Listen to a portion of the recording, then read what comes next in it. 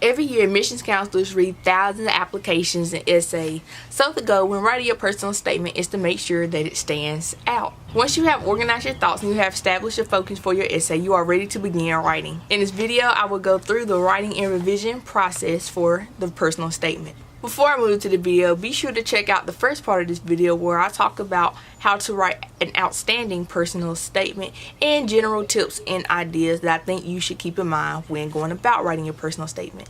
Lastly, don't forget to like this video if you find it helpful and subscribe so you don't miss any more college related videos. First, what is a personal statement?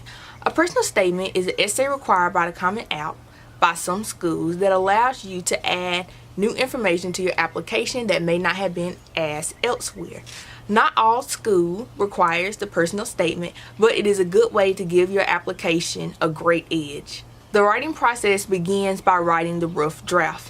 When writing the rough draft, write more words than the Common App actually requires, so you have room to revise and edit, to cut out any fluff, and to ensure that your essay is action-packed once it is submitted. While writing your personal statement, never begin with the word I.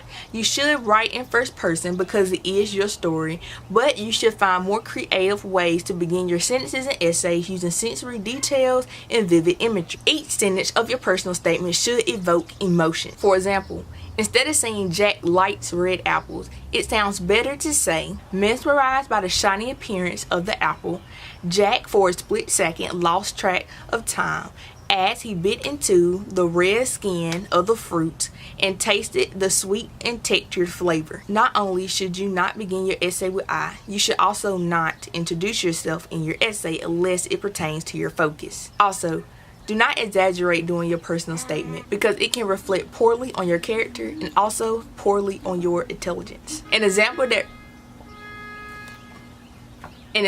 really stuck out to me was from an Ivy League admissions counselor that recalled a personal statement about a girl writing about how she gave blood one time and changed the world. Not that the counselor did not think that that was a good deed, but he said that it was a bad choice because her giving blood just that once maybe helped one or two people. It was far from changing the world, let alone impacting the world on a grand scale. In the same thought, do not use big words to sound smart. Nothing's worse than an essay filled with overly complex words that are used improperly and admissions counselors may not even know.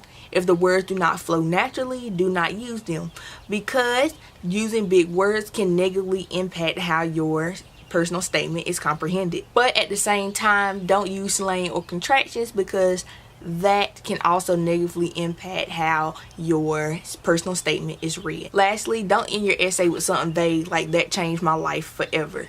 Tell how it changed your life forever. This is where you should begin. You should explain how losing your house in a fire changed your life forever.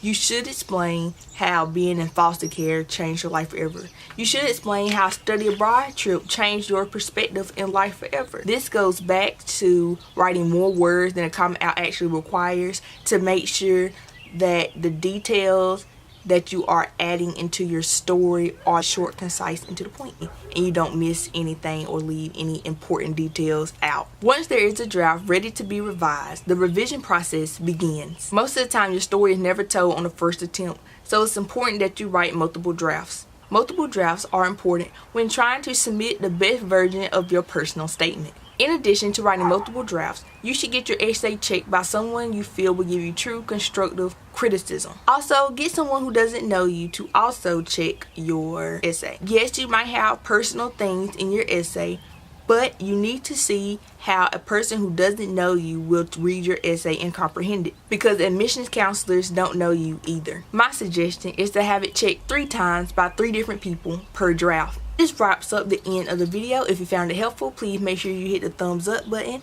at the bottom of the screen. Also share with another person preparing to go to college. Also, don't forget to check out the first part of this video, focus on planning out your personal statement and just general tips and advice for writing an outstanding personal statement.